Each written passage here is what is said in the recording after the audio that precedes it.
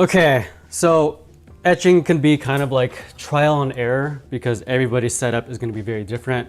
Everybody's stencil, the steel they use, the electrolyte, all of those things kind of matter and they all interact with each other.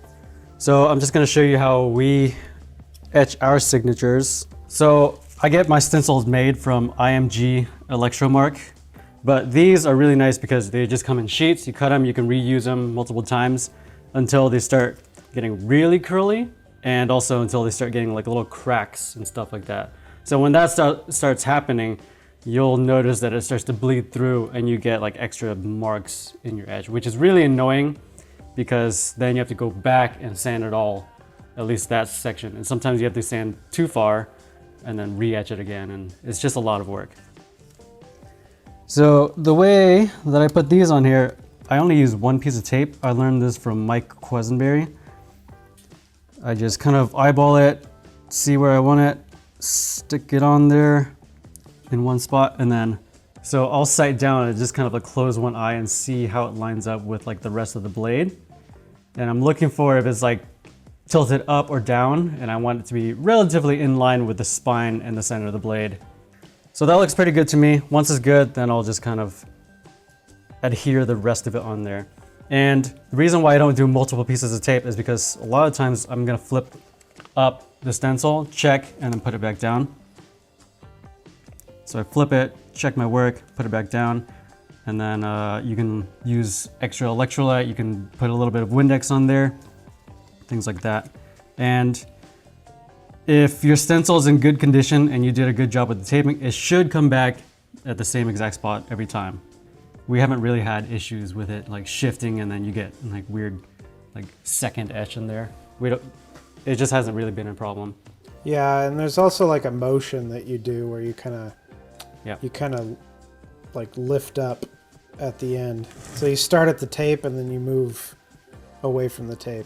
Yeah, and this is what our etching pad looks like. We used to use Q-tips, which you can use a Q-tip, but the nice thing about this is because it's got a larger footprint, so you could just kind of like set it on there and then drag it, like what Sam was talking about. So you just boop and then pull, boop, pull, and that way it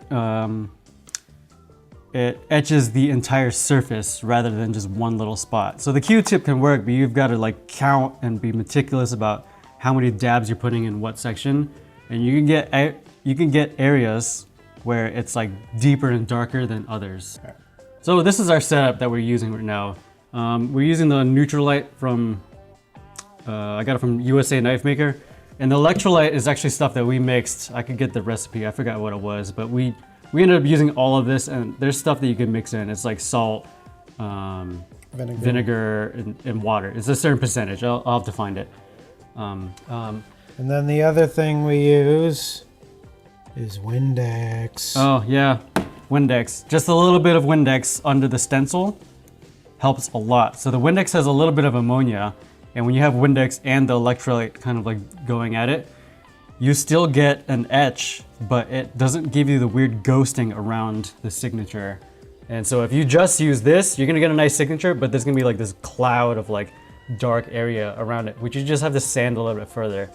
Where if you use a little bit of Windex and you etch and you do a good job, then your sanding after your signature is very minimal. The cleaner your etch is, the less sanding you have to do. And the less sanding you have to do, the more crisp everything comes out. Yep. So this is our etching machine. It's one that I built many, many years ago based off of Chris Crawford's design. I think it's still on Google somewhere. It runs hot, like really hot. And what I mean by hot is when you're etching it, you can hear it sizzle and it builds up heat. So I've seen a lot of people where their etcher, like you dab it and you hold it for like 5 seconds at a time, you take it off, you dab it, hold it for 5 seconds. You cannot do that with this machine. Like if you do that, you'll burn the stencil like pretty much immediately. So with this, when we're taking our etching pad, it's very, very quick dabs. It's just like like that. And I try to have a good rhythm with it and leave a good amount of time between every dab, because if I'm just going like that, it's gonna burn it. So let's go on with etching.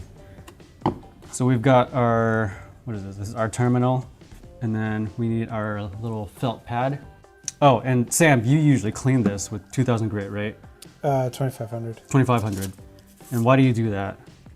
Because the graphite or whatever gets pitting, and I feel like it makes the etch less consistent. Yeah. Whereas when we keep it clean, it works really well. Yeah, and it only takes a couple of strokes, and I use the same like piece of 2500 like quite a bit. Yeah.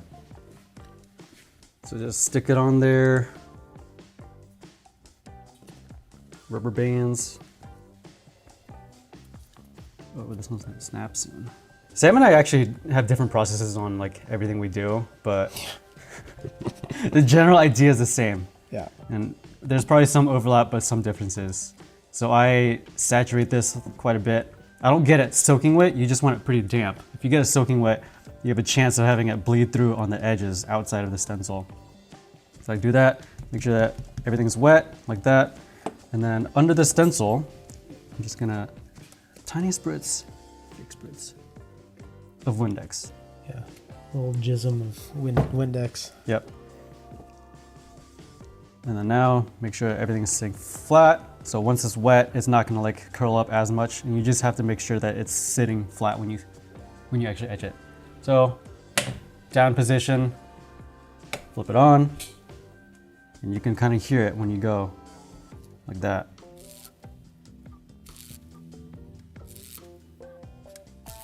Like that one's pretty hot. Sam, how many times do you usually dab it? 30 for the etch, and then 40 for the black. Yeah, and that's about the same that I do. That's just kind of what we've figured out throughout the years.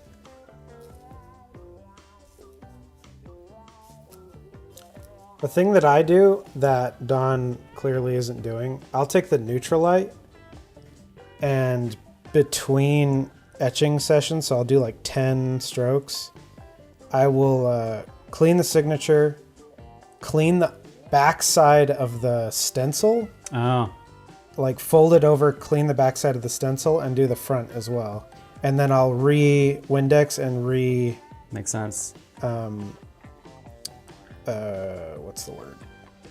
Electrolyte. Yeah. So that, I think it might be like my headcanon, but I think it helps, especially the backside of the stencil. I feel like that getting mucked up with like carbon fucks with the end result. Yeah, I agree.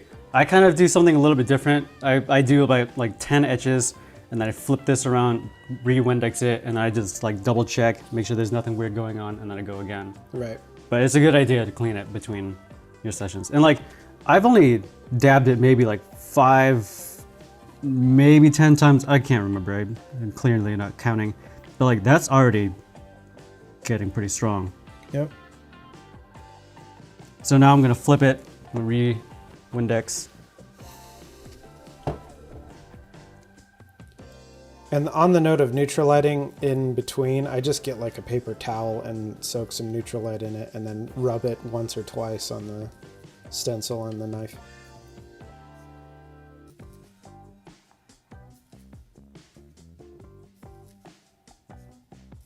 Okay, I'm gonna do your trick. Let me do my trick, Oh, okay. bitch. Okay. Here, you can take over. I've done 20. Dawn smells like butt. You know what that smell is? That's like the Windex or Electrolyte smelling. It's heating up, and you get like wisps of smoke. I think it's you. Yeah, as always, I do it better because I do it more often. So I'll just take a little piece of paper towel and just get like the tip of it moist with Electrolyte. And you mean Neutralite? Or yeah, that shit. And run it over that.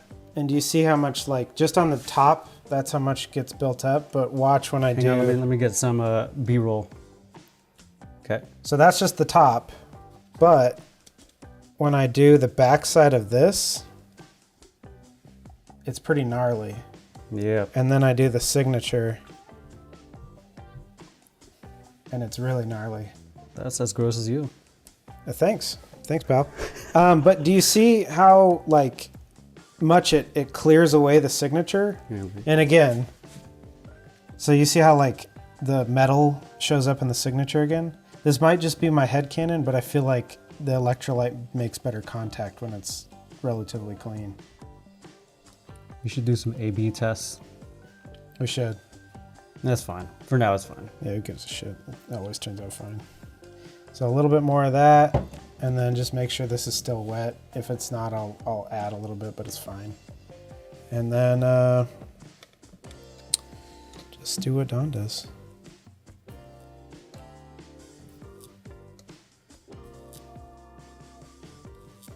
And I like the tingle. I like the way it feels. Is that saying something about you? That I like to party and have a good time. And you're boring and dumb. Yeah, so, you know, just do this shit again. Bloop, bloop. Bloop, bloop, bloop. Oh yeah, backside. Wow, contaminating everything. Suck my dick. So that's done, right? We did 30. Don did 20 and I did 10. So we switched to the blackening.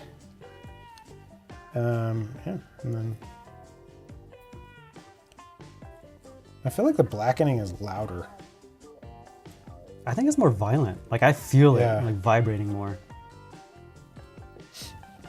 I'm a little obsessive about this. I don't know why.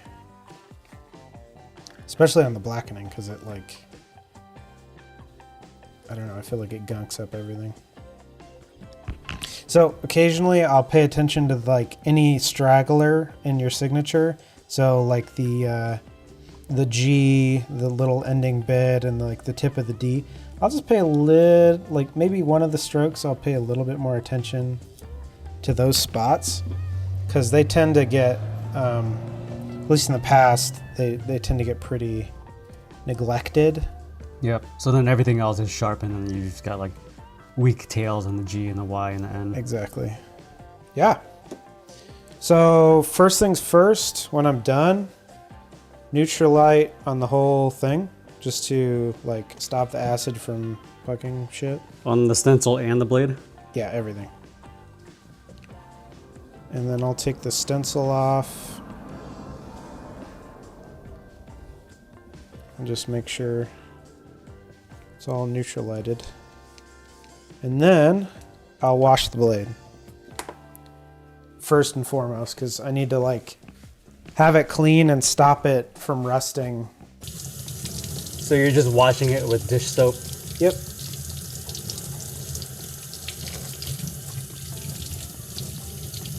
Get closer.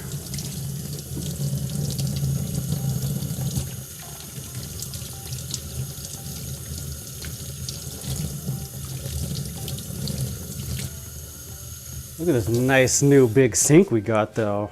Yeah. It's a big tub. Don takes showers in it. Mm-hmm. It's replaced our toilet. We don't have a toilet, so. And we can pee outside, so it's mainly for pooping. We just stomp it down. Oh no. So, again, this is all to mitigate rust. I will sand it. Ideally, so we had to like adjust the geometry, so there's a lot of dirty stuff down here. But ideally you have it mostly clean. So all you're gonna wanna do is take your 600 or whatever your clean sandpaper is and do some single strokes and finishing strokes to just get rid of the discoloration. Yeah, I'm a just huge mouth breather. Yeah, and you're drunk all the time.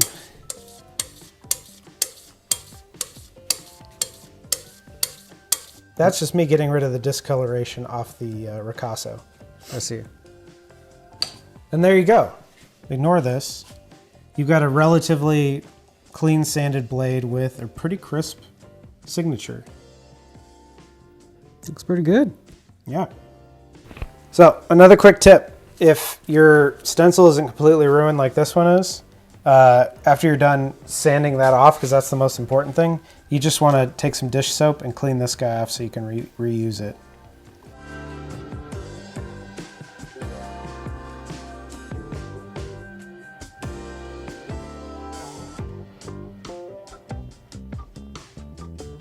Hopefully that was helpful.